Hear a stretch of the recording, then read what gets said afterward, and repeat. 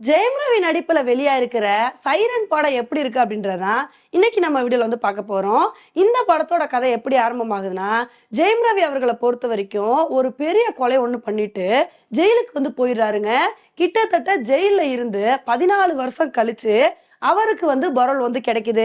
இதுக்கப்புறம் வந்து அவர் வெளியே வராரு. அவர் வெளியே வர சமயத்துல 2 கொலைகள் வந்து நடக்குது.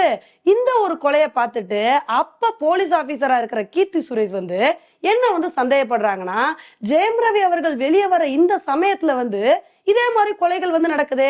ஒருவேளை இந்த கொலைகளை வந்து இவர்தான் பண்ணிருப்பாரோ அப்படின்ற மாதிரி சந்தேகத்தின் அடிப்படையில வந்து பாக்குறாங்க.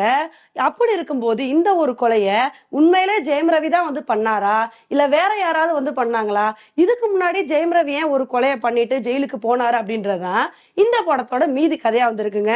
இந்த படத்தை பொறுத்த வரைக்கும் ஃபர்ஸ்ட் ஹாஃப் வந்து பயங்கர விறுவிறுப்பா வந்துருந்துச்சுங்க.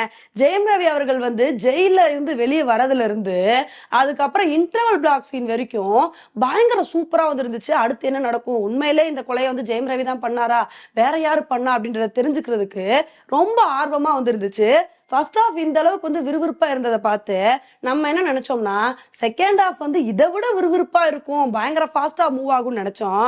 ஆனா செகண்ட் ஹாஃப் பொறுத்த வரைக்கும் என்ன பிரச்சனை ஆயிடுச்சுன்னா, ஈஸியா ப்ரெடிக்ட் பண்ற மாதிரி வந்து ஆயிடுச்சுங்க. நம்ம படத்தை பார்க்கும் போதே அடுத்து இதானப்பா நடக்க போகுது, இதானே வந்து அடுத்து நடக்கும் அப்படின்னு சொல்லிட்டு நம்மளே கணிக்கிற மாதிரி வந்து ஆயிருது. அதனால ஃபர்ஸ்ட் ஹாஃபை கம்பேர் பண்ண போது செகண்ட் ஹாஃப்ல வந்து கொஞ்சம் சுவாரஸ்யம் கம்மியா இருந்துச்சு அப்படின்னு வந்து சொல்லலாம். மற்றபடி இந்த படத்தோட பாசிட்டிவ்னு எடுத்துக்கிட்டோம் அப்படின்னா, இந்த படத்துல வந்து அப்பா மகள் சென்டிமெண்ட் சீன்ஸ் வந்து ரொம்ப அழகா ஒர்க் அவுட் ஆயிருச்சுங்க. ஸோ இந்த மாதிரி இருக்கனால இந்த மாதிரி சீன்ஸ் எல்லாமே வந்து ஃபேமிலி ஆடியன்ஸ் கூட நல்லா கனெக்ட் ஆக வந்து வாய்ப்பு இருக்கு. ஸோ அதே மாதிரி ஃபர்ஸ்ட் ஹாஃபை பொறுத்த வரைக்கும் ரொம்ப சூப்பரா வந்து இருந்துச்சு. இது வந்து இந்த படத்துக்கு 2 பாசிட்டிவான விஷயங்களா வந்து சொல்லலாம்.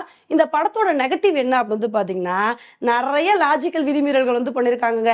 எக்கச்சக்கமான இடத்துல வந்து இந்த விஷயத்த வந்து பண்ணிருக்காங்க. டன் கணக்குல வந்து லாஜிக் விதிமீறல்கள் வந்து இருக்கு. த்ரில்லர் படம் அப்படின்றதுக்காண்டி ஏதாவது ஒரு இடத்துல லாஜிக் விதிமீறல்கள் இருந்தா ஏத்துக்கலாம். படம் ஃபுல்லாவே நிறைய இடத்துல வந்து இருக்கிறத நம்மனால ஏத்துக்க முடியல. என்னப்பா இப்படி எல்லாமா நடக்கும் அப்படின்ற மாதிரி நமக்கு வந்து யோசிக்க வைக்குது. ஸோ அதுக்கப்புறம் வந்து பாத்தீங்கன்னா செகண்ட் ஹாஃபை பொறுத்த வரைக்கும் ஈஸியா ப்ரெடிக்ட் பண்ற மாதிரி இருக்கனால இது ஒரு நெகட்டிவான விஷயமா வந்து பார்க்கப்படுது. இதெல்லாம் வந்து சொல்லி முடிச்சோடனே நீங்க வந்து கேட்கலாம், சரிப்பா இந்த படம் எப்படி இருக்கு, பார்க்கலாமா வேணாமா அப்படின்னு வந்து கேட்கலாம். ஜெயம் ரவியை பொறுத்த வரைக்கும் நமக்கு வந்து தெரியும், தனி ஒருவன் மாதிரி படத்தை கொடுத்தவரு கொஞ்ச நாள் கழிச்சு அகிலன் பூமி மாதிரி தியேட்டர்ல இருந்து ஓடுற மாதிரி படத்தை கொடுக்க ஆரம்பிச்சிட்டாரு. ஸோ அப்படி இருக்கும்போது இந்த படம் வந்து தனி ஒருவன் மாதிரி படம்னு சொல்ல முடியாது, அகிலன் மாதிரி படம்னு சொல்ல முடியாது. ரெண்டுக்கும் நடுவுல ஒரு ஆவரேஜான படம் மாதிரி தான் வந்திருக்கு. அதனால இந்த படத்தை நீங்க பாத்திருந்தீங்க அப்படின்னா உங்களோட கமெண்ட் என்ன அப்படின்றத என்னோட கமெண்ட் செக்ஷன்ல வந்து போடுங்க. இதே மாதிரி இன்னொரு உங்களை வந்து மீட் பண்றேன். Bye friends.